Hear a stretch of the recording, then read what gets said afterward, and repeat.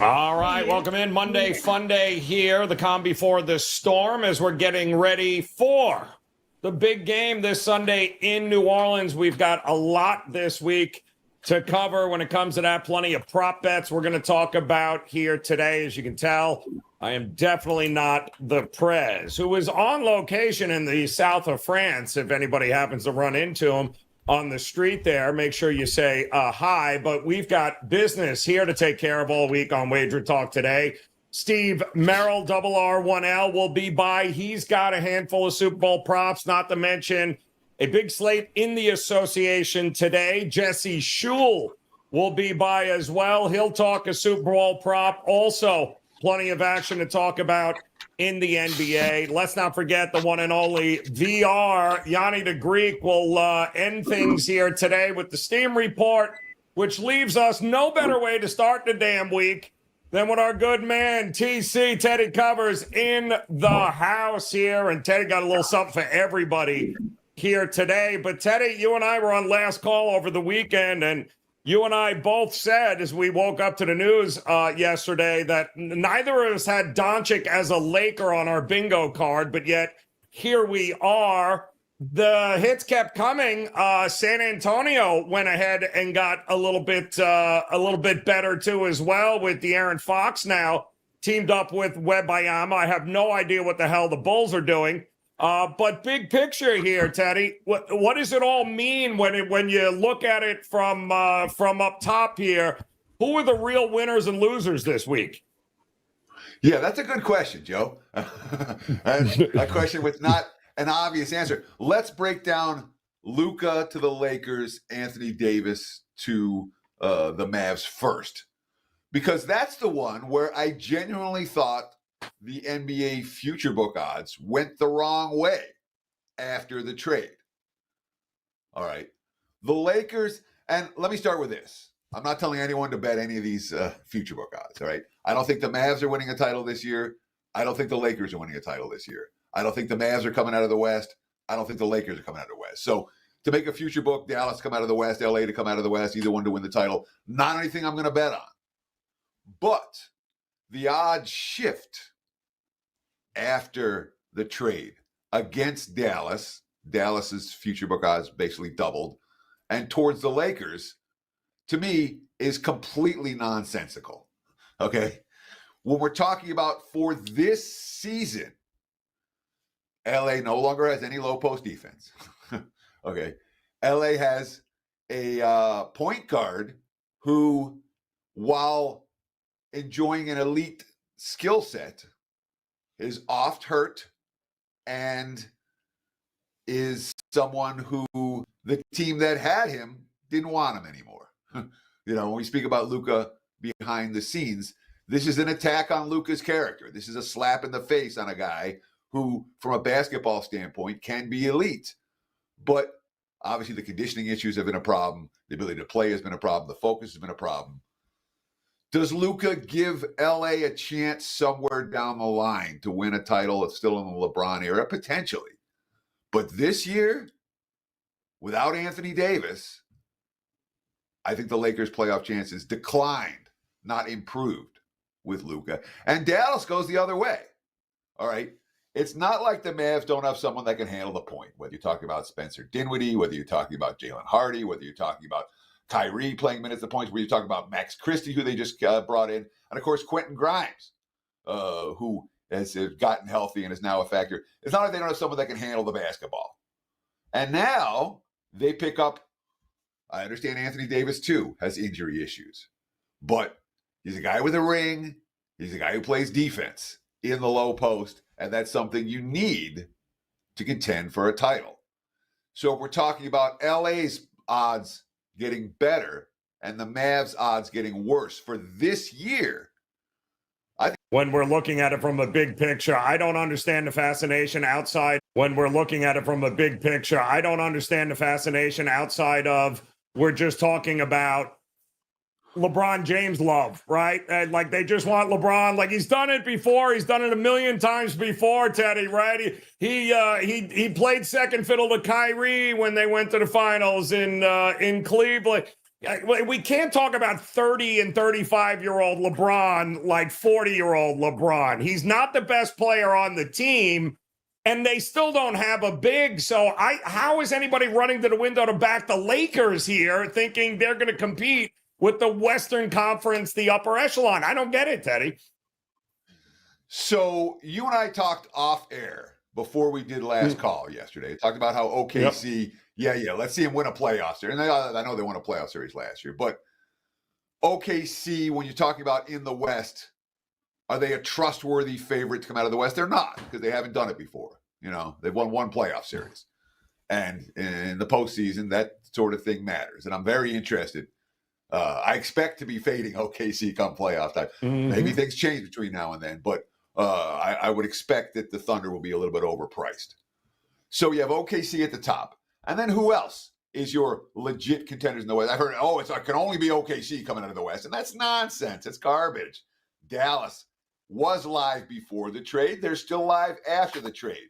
Denver, very much live to come out of the West. What's the Clips upside in the Western Conference? Can Minnesota or Phoenix figure something out? And of course, Memphis and Houston are two teams you don't want to take lightly. So there's plenty of contenders in the Western Conference that are better than the Lakers right now. And just to figure that, and again, Luka's hurt. He's not even practicing with his new team. He's a high usage player. He's going to have the ball in his hands most of the time. There's an adjustment period with teams learning to play with that. Now, look, LeBron's the best 40-year-old NBA player I've ever seen in my life. It's not close. I mean, I can't think of anyone at 40 that he can still dominate a game. He can still take over. His skill set is still very, very elite. And, I mean, where do we put him? Is he still a top 5 player? He's certainly a top 10 player. I'll take LeBron on my team right now. But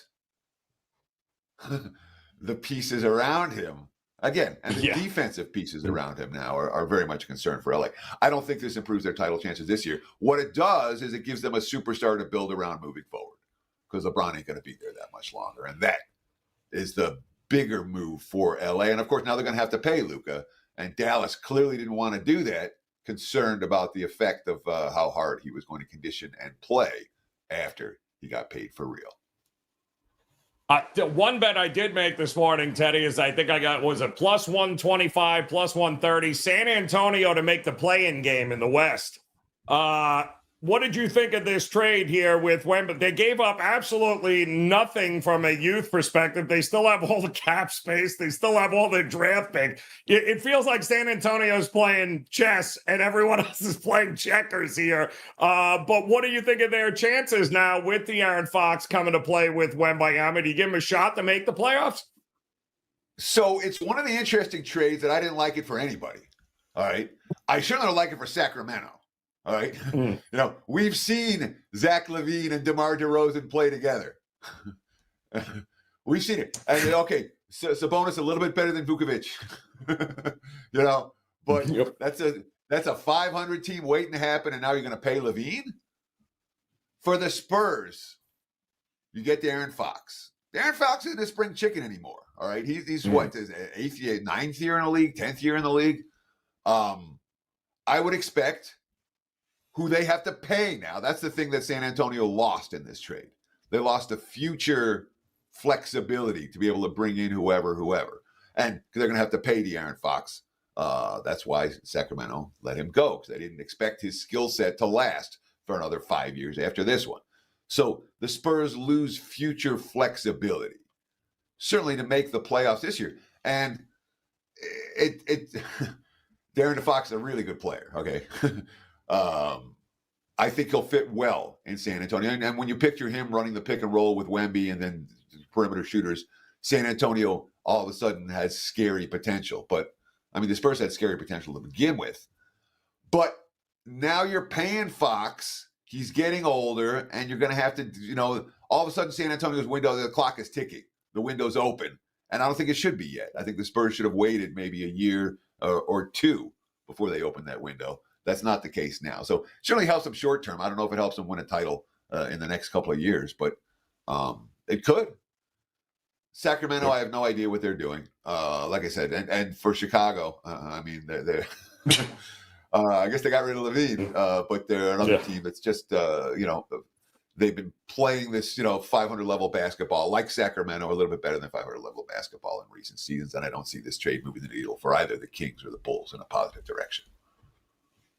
I'm with you 100% there, Teddy. And by the way, Chicago, until, and this goes for the White Sox as well, until you get a new owner, don't know what to tell you there. The Bulls and the White Sox are going to be struggling for a very long time. All right, Teddy, let's talk here a little bit about the big game coming up. Obviously, 6 days away now. Sunday will be here before we know it. A lot happening. Not much in the marketplace. I'll ask you. I've been asking everyone all week here. 1.5. Do we think it's going to go either way there? Do you think the total is the one thing to move? What do you think we're going to see in the market this week? So last week on the opening line report, the NFL opening line report, every Monday during football season, we'll do it again today, and we'll have one final show next week before the season is through. Myself and Drew Martin, 10 a.m. Pacific time, 1 p.m. Eastern, right here on the WagerTalk YouTube channel. But I talked about it last week.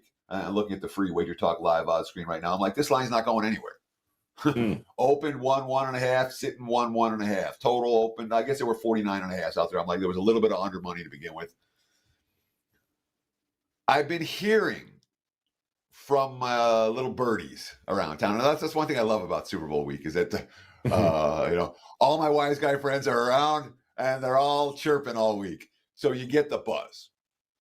So I've been getting a little bit of buzz that some people think money's going to come for Philly before kickoff. They think that the Eagles may go off as a favorite, that it may go pick them. I'm seeing no signs of that. I would not expect that to happen, even though my sharp friends say that it will, because I still think Kansas City is the team that's going to attract at least a modest majority of public action. So I don't see this line moving. I don't see this total moving, not in any significant way between now and kickoff. Could we see a deluge of sharp Philly money? We could. But will that be offset by the money that's going to come in on Kansas City in the last 72 hours before kickoff? Probably. I expect the line to close similar to where it is right now. And again, from a total standpoint, same story. Yeah, there's some 48.5s out there now. It's mostly 49s. Could we see a little bit of under money? Probably. Some sharp under money. Will that be offset by the public over money that's going to come in the 72 hours before kickoff? Probably. So I'm not anticipating anything doing for this line between now and game day. I think it's going to be in the same range. Got some great comments coming in here during the show, guys. Do not forget, please hit that like button, hit that subscribe button if you haven't done so already. We still got much to get to here today. Double R, 1L will be here. He's going to talk a Super Bowl prop as well as Jesse Schule. And, of course, VR, Gianni the Greek will close it out with his Steam report there. But, Teddy, I'm seeing a lot of interesting comments in the chat room. Shout out, by the way, Bill Sandoval, Big Daddy and company there. Andrew's in the house. Titan CT. Where is the correlation in this as far as the prop betting market and the outcome of the game? Is there one to you if we're expecting an over? Are we looking at a lot of over props? What is the best way with over 1 million different props to be able to choose? What's the best way to tackle it if you want to go to the prop market this week? So I got 50 pages of prop from the Westgate right here, and going through them all, it takes hours. All right.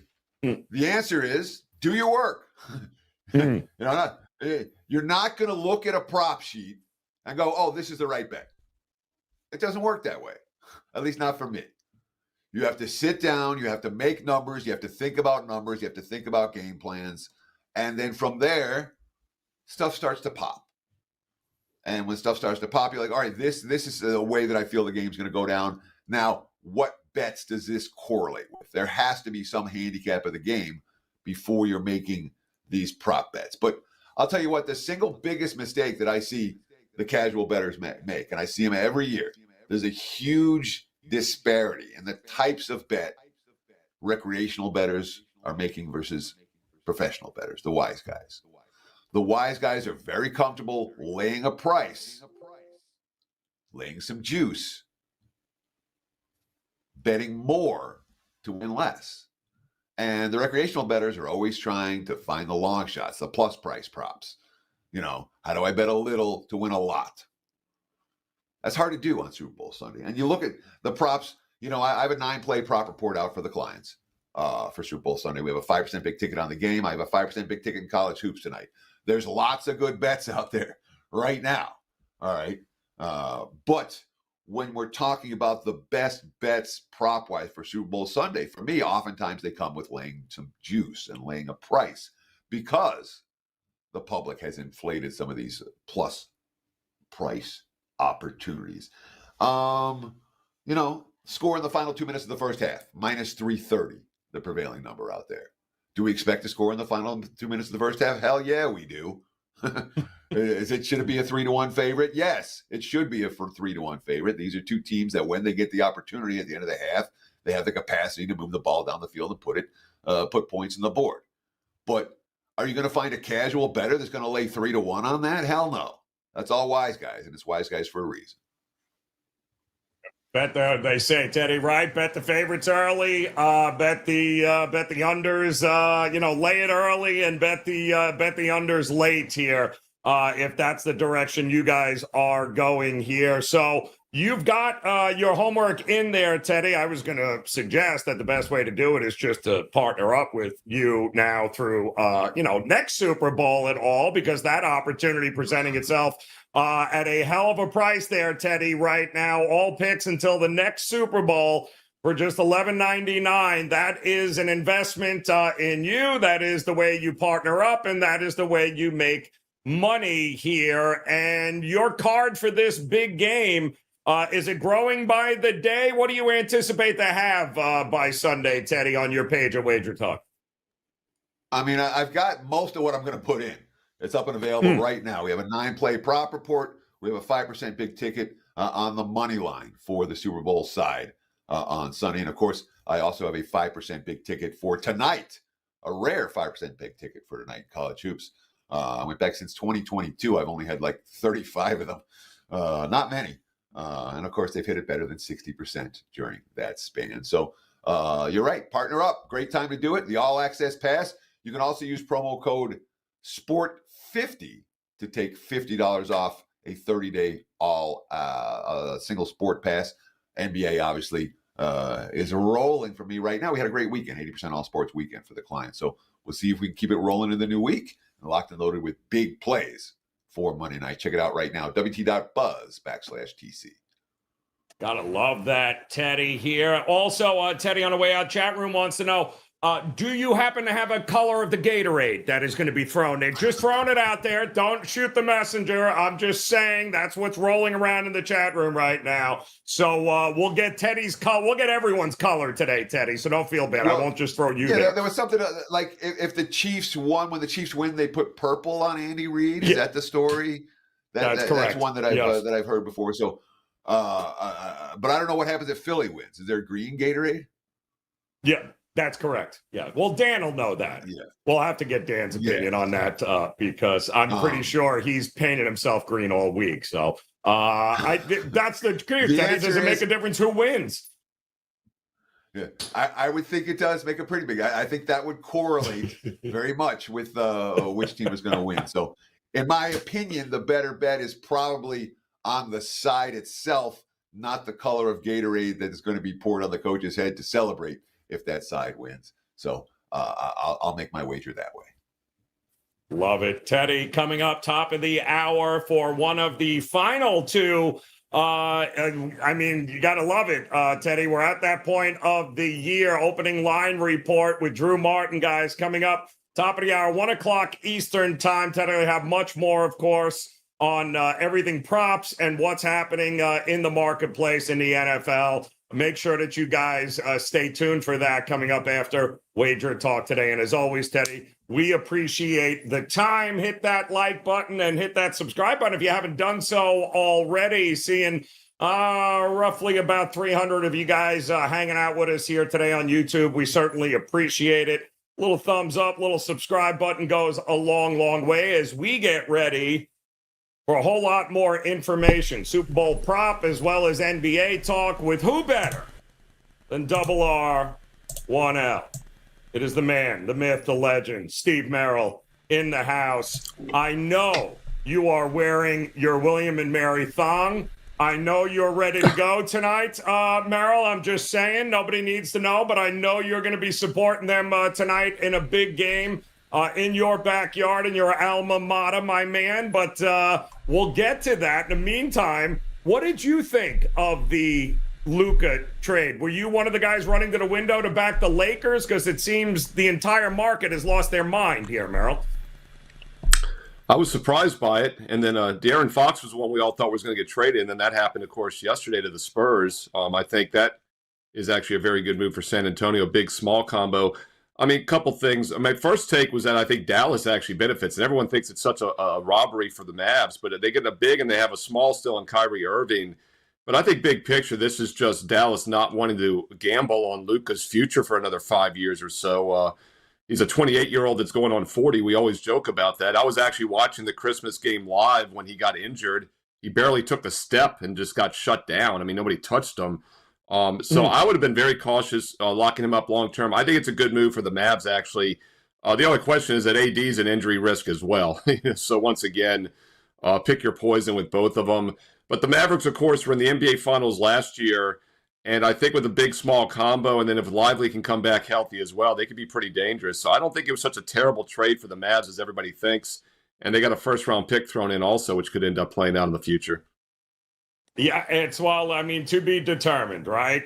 Let's see. But there's got to be a big underlining reason we're not hearing with Luka as to why you pass up on a generational talent like that and get a 31, 30, about to be 32, I think, Anthony Davis on the downside of his career. But winning usually cures a lot of that, and we'll see if either of those two teams can do that, Merril. In the meantime, we got a loaded slate here tonight with some interesting games. I know the first one up, you're looking at Hawks and the Pistons.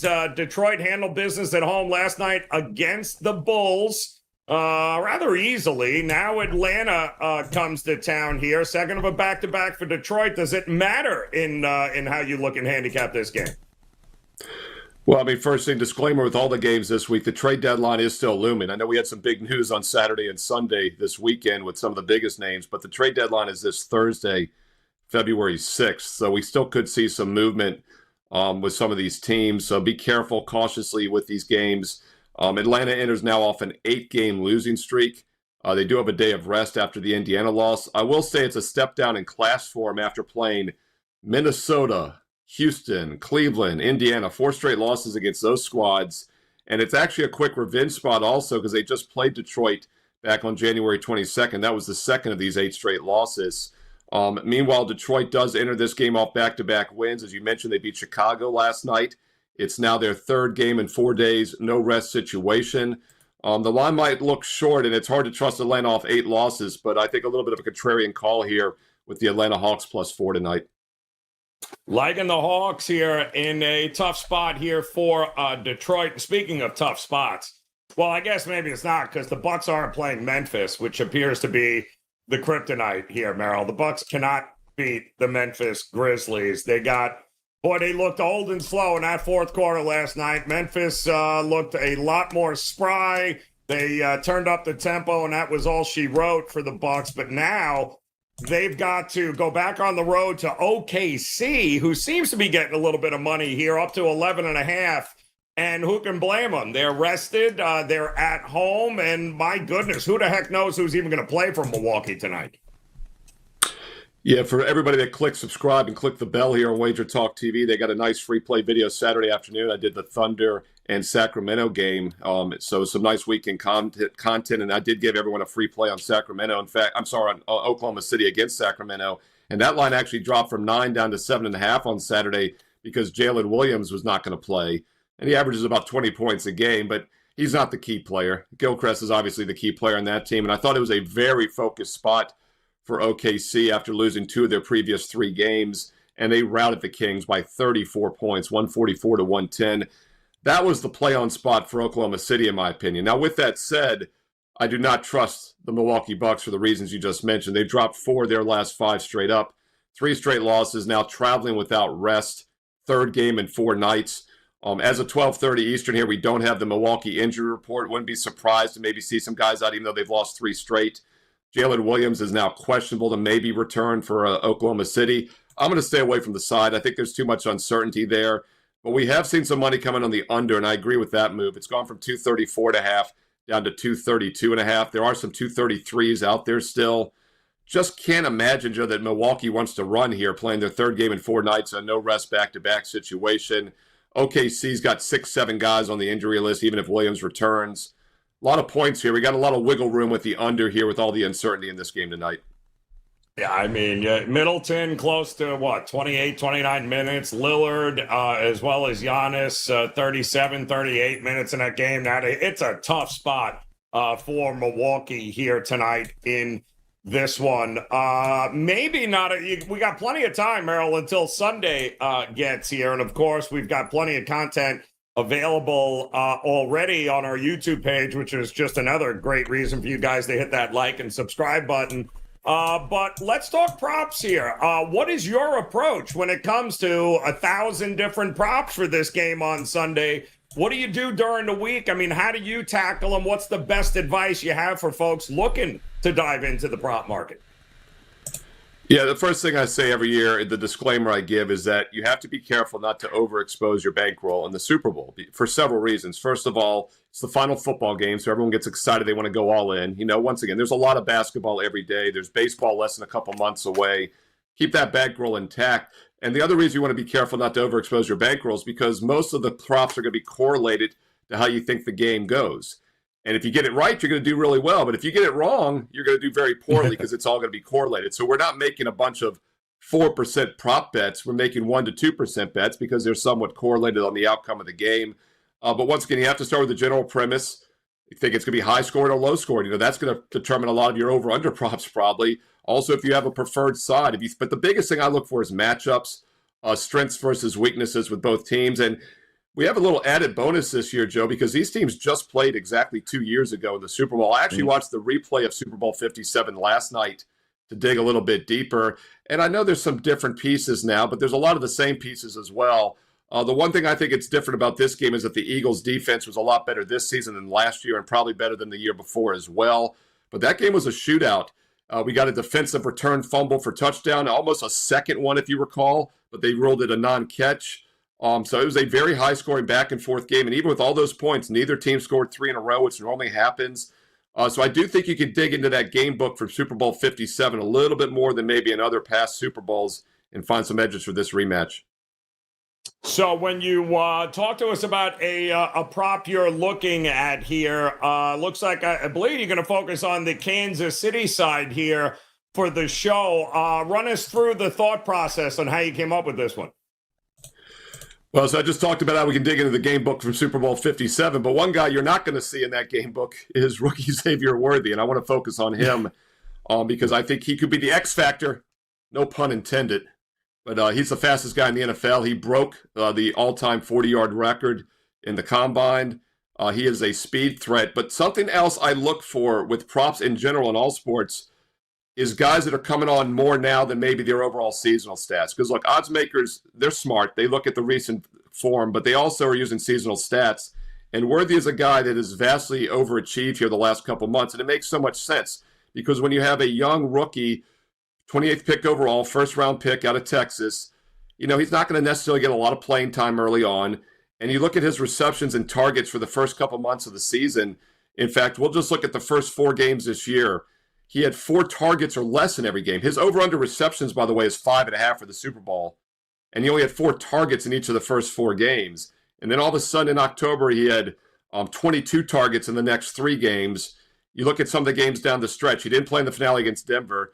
But in the final 3 regular season games, he had 31 targets and he had 21 receptions in the final 3 regular season games. So you can see the increase, and it has continued in the playoffs. Targeted 13 times with 11 receptions. And what that tells you is they're getting the ball to him in high percentage situations. So I do think the over 5.5 at plus money is worth a look. If you can find over 5, I would lay the juice because then you only lose with 4 or less. We got to get to 6 or more, and he's had 6 and 5 in each playoff game. But once again, the 3 regular season finales, 8, 7, and 6. The 2 before that, 5 and 5. So at plus money, over 5.5 receptions for Xavier Worthy makes sense. And I think you might see some quick dump-offs also, some quick receptions because he is so fast, especially in the Super Bowl. You're going to see some different type of offensive game planning from Andy Reid, who's as good as anyone's ever been off a bye week in his career. Talk about a crazy stat.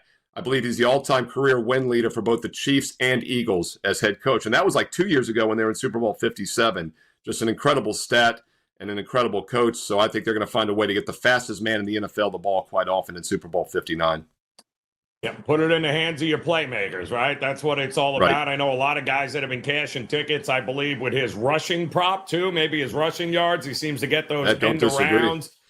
And that's Andy Reid for you, man. Figure out, if it's not Tyreek Hill. And by the way, Buffalo, way to go. Way to trade out of that Worthy pick and give it to Kansas City. Well done, by the way, Buffalo Bills there. So there's a lot of different ways. And all week, Merril, you'll have your videos leading up to the game, of course, daily college and NBA content as well. What about tonight here? Are you going to the William and Mary game? The chat will kill me if I don't ask you. College of Charleston, I believe, is it's a big game at the CAA tonight, no?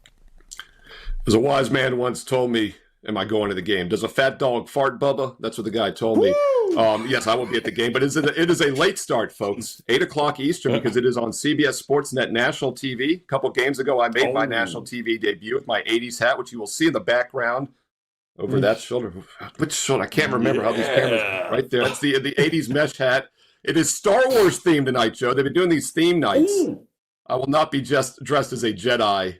But I will be there, and front row behind the Charleston bench near the score table. So find Waldo, Steve Merril, 8 o'clock Eastern, CBS Sportsnet. William Mary coming off a 41-point blowout against Campbell. We talked about that a little bit on last call Saturday. So it will be interesting to see how they bounce back against what I think is probably the best team in the conference still. Early money has come in on Charleston. The line's gone from 2 up to 3.5. Total's gone from 165.5 up to 166.5. William Mary plays extremely fast this year. We all know that, but Charleston does as well. So it should be a really entertaining game. And the Tribe hasn't really beaten quality teams yet. So we'll see if they can step up in class here and get it done at home tonight, but should be a nice atmosphere. I love it. Way to get it done, William and Mary. Looking forward to it here. Merril, at your page right now at WagerTalk.com, what can folks get themselves today?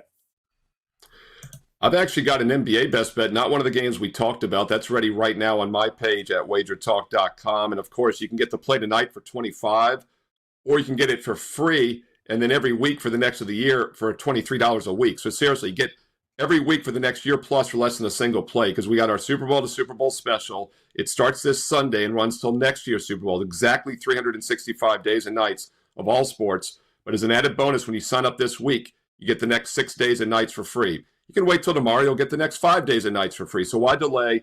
It works out to $23 a week, $3 a day, about $1 a play for the next year plus of college and pro football, basketball, and baseball. Every best bet I personally release. Last year, we won 133 units on client best bets, more than doubled our bankroll by the end of August, and we're looking to do it again this year in 2025.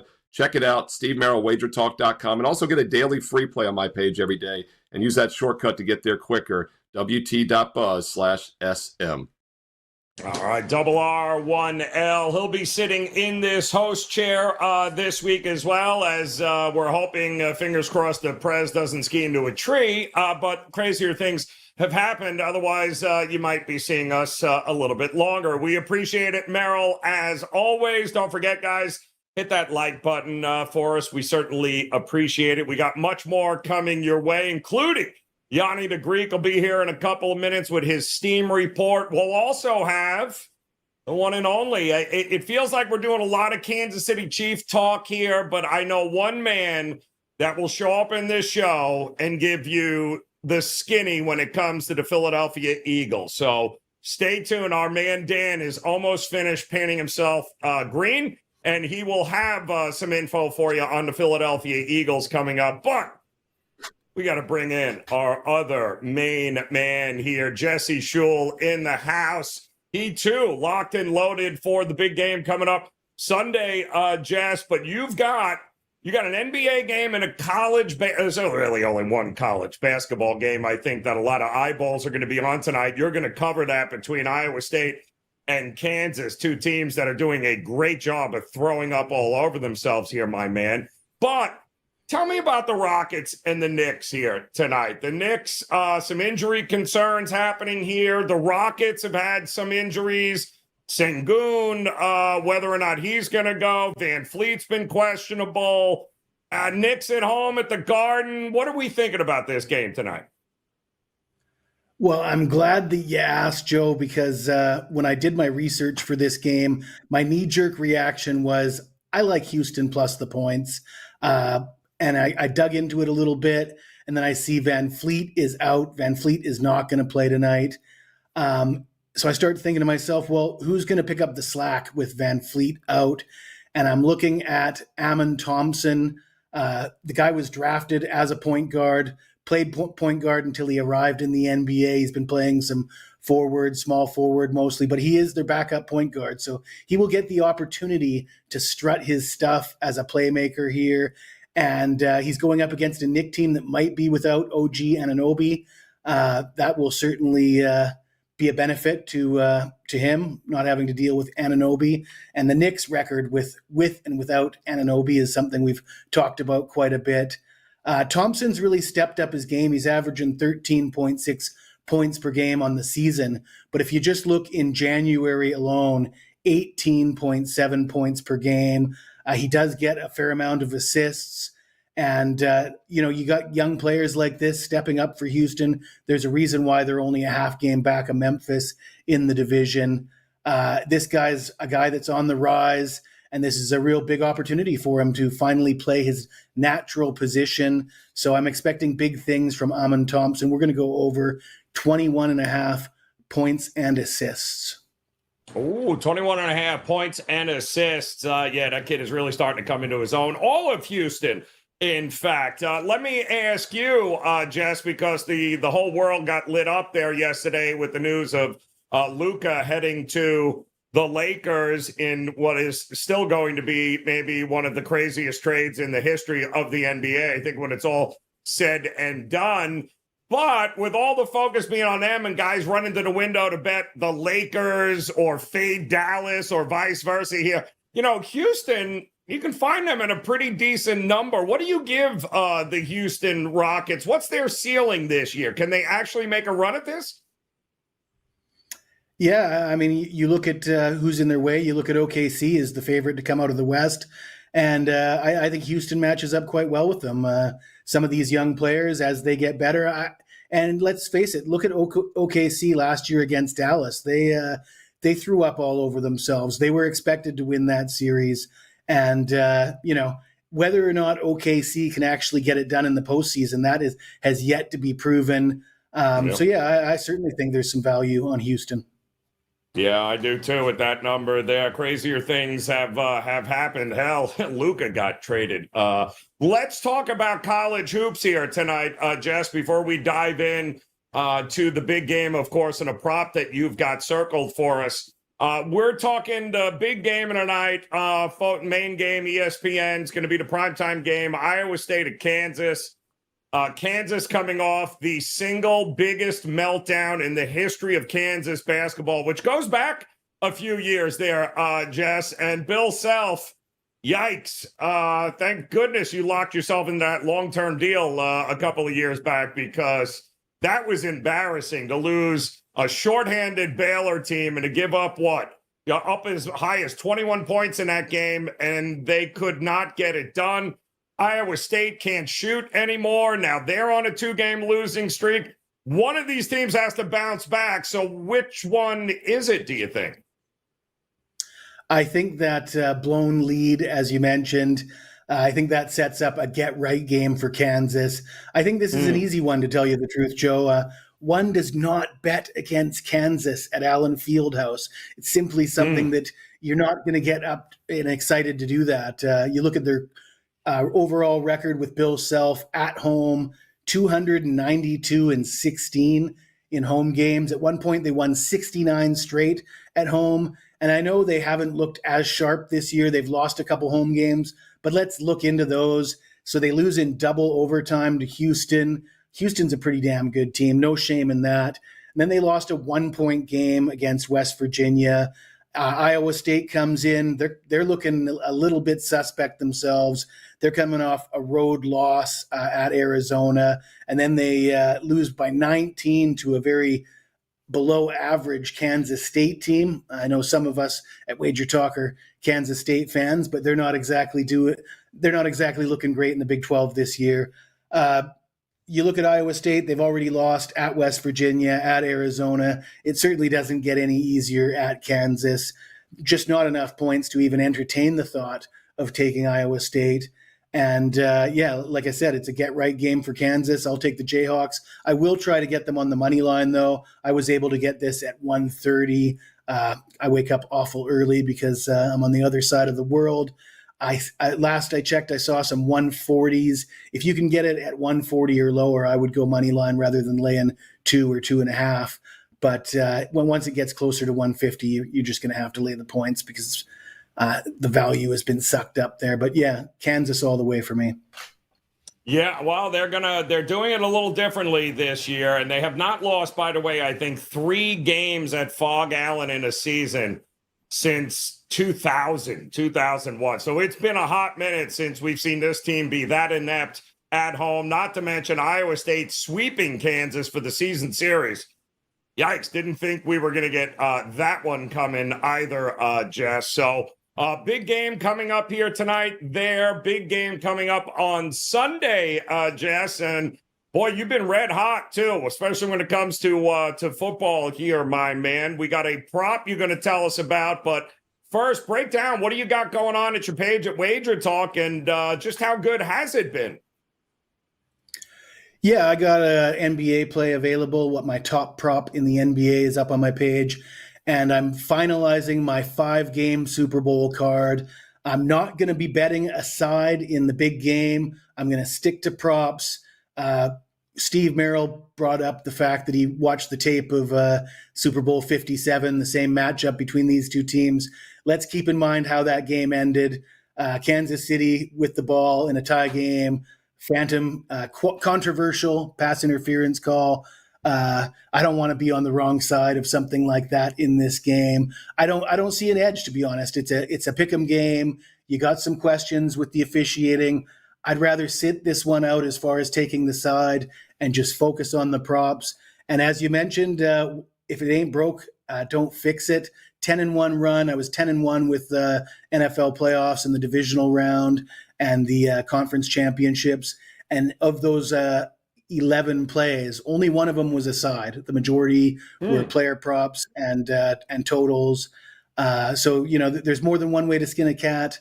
And we're going to look at player props for the Super Bowl. And I have one for you here, Joe. Let's look at Jalen Hurts.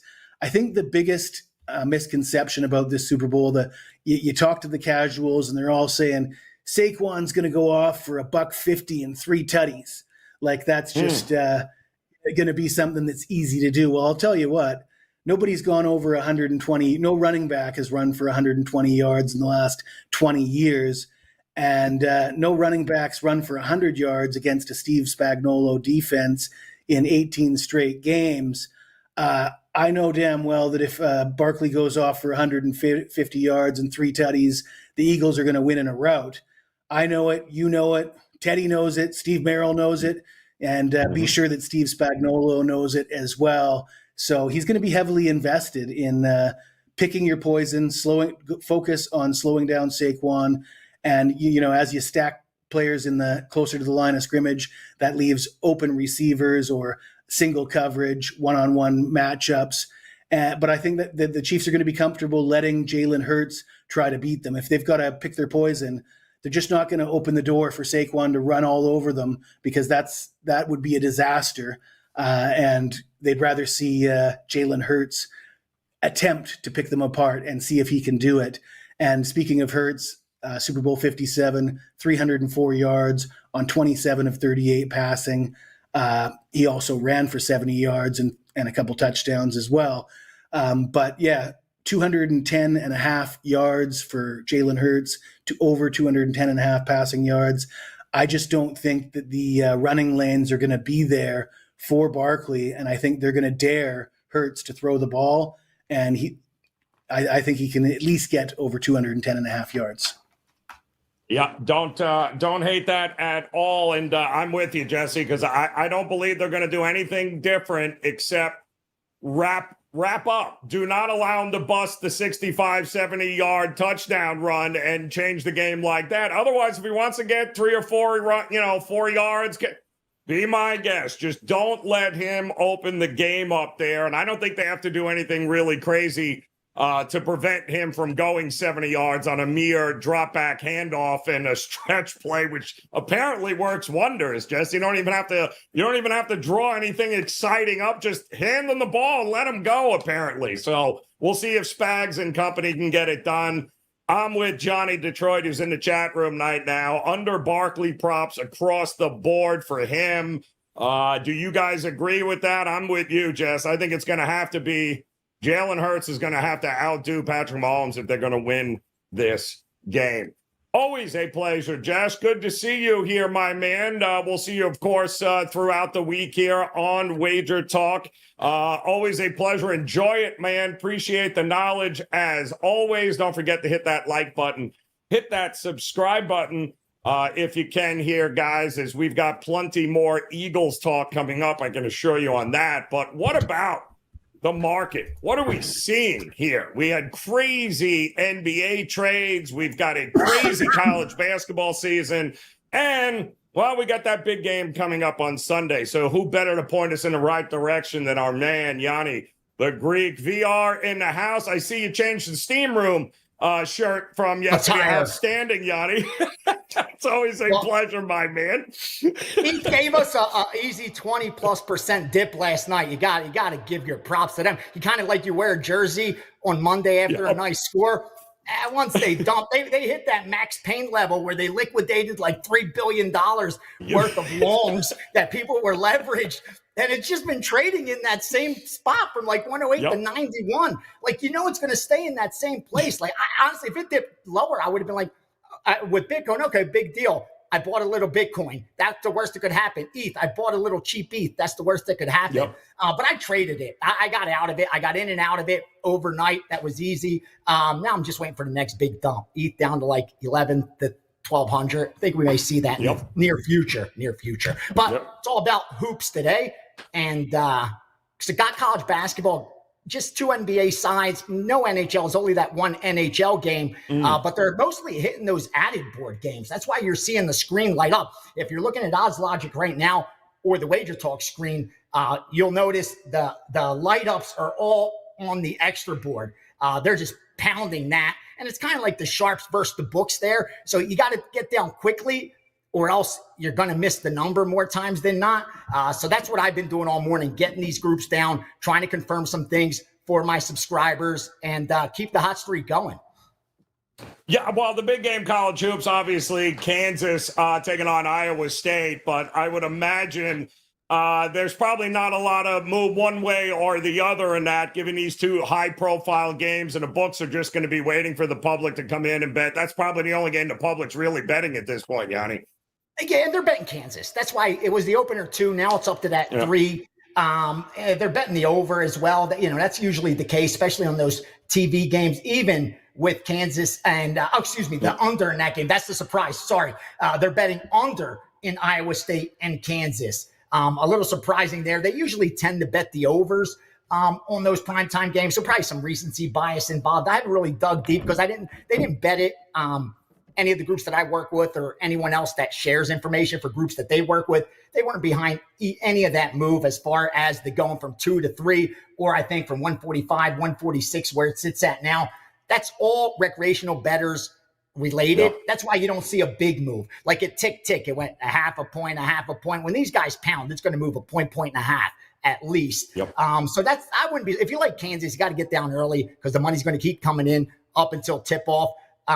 If you like the total, kind of split. Usually, like I said, the bias is towards the over, but I'm seeing as of right now, and it's only 9:30 a.m. over here on the West Coast, but I'm seeing more under tickets than over tickets, and that's a rarity when it comes to those primetime games. With these isolated games, you got to be really careful because they're going to be so one-sided. And the books are going to be okay to shade towards the bias because even if they let the Sharps come in and take the best of it, let's say Kansas should only be a 1-point favorite, but they jack them up to 3 because they know the betting public's going to come in so heavy on them. That's the only primetime game more or less on the board. They're going to allow us to come in and take the 3 and help them limit their risk. Their problem is they don't want us getting down at -1, -2, -3, where they could get a middle. So they rather automatically shade it towards that bias, hope that the sharper groups come in and help them eliminate some of that risk. I'm sure if it goes to like 3.5 or 4, you will see some Iowa State money from the betting syndicates. But like I said, they're pounding these extra board games mostly today. Yeah, lighter slate of games here. That's usually what we see early on in the week here. Did any of your groups, Gianni, on the news of Doncic becoming a Laker, were they running to the window baiting Laker to win it all? What in the world are we seeing in the NBA right now?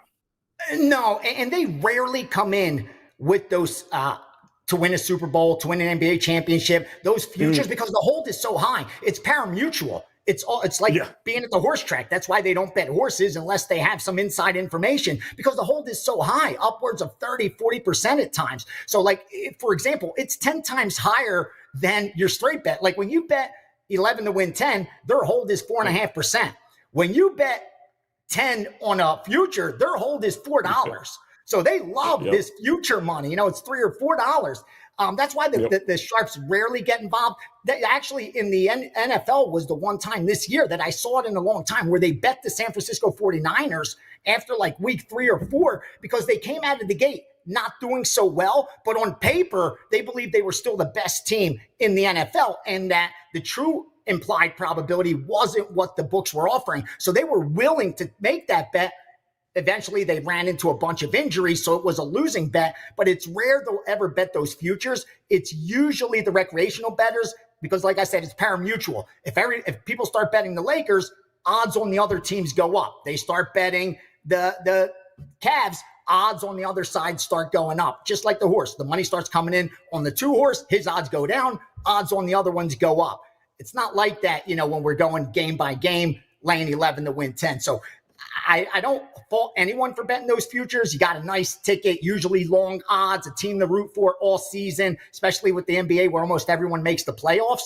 But it's not a good EV bet. It's more for action. Yeah. Like if you're doing it for fun and for action, have at it and pick that team you think is going to win the NBA championship and then tuck that ticket away and face game by game situations. Don't let that affect you at all until it gets to playoff time. If you have a bunch of equity built up, then you can make some money. God bless you. But don't let that sway you one direction or another because you want the Lakers now to start winning basketball games. So you're looking for reasons to bet them every night.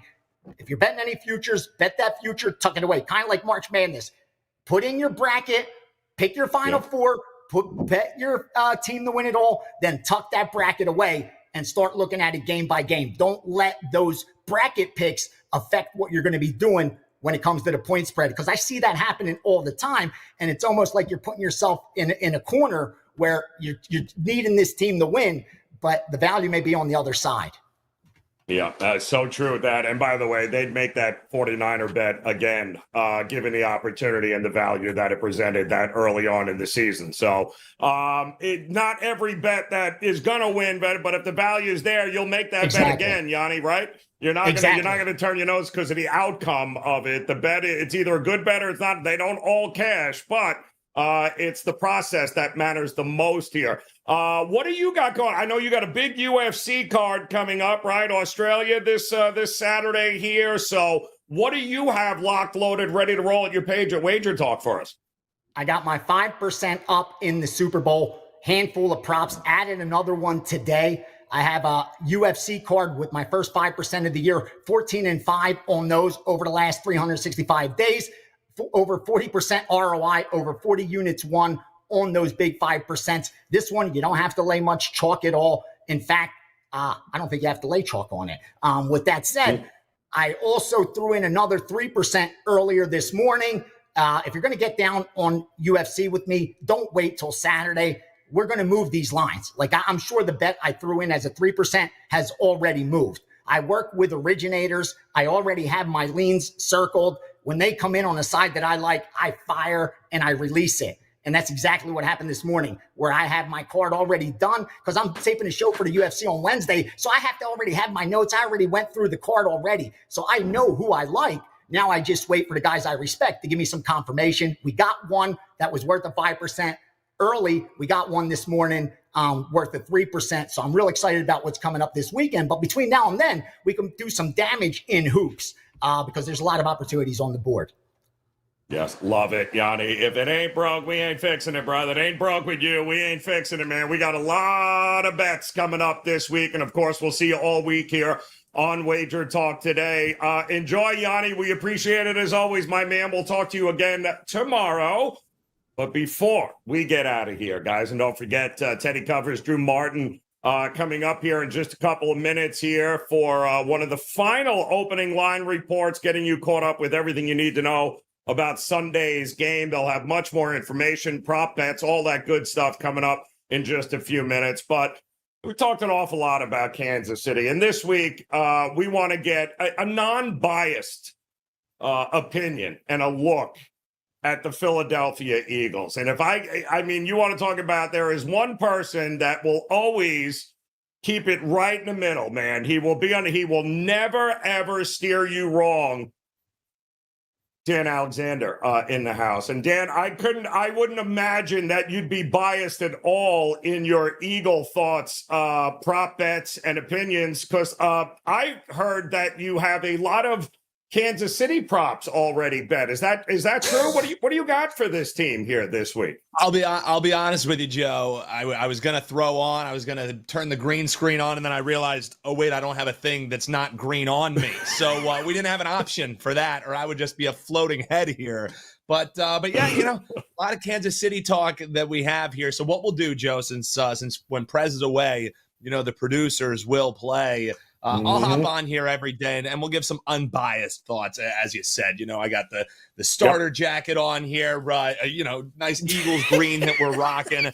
But that doesn't mean that it's all going to be Eagles, Joe.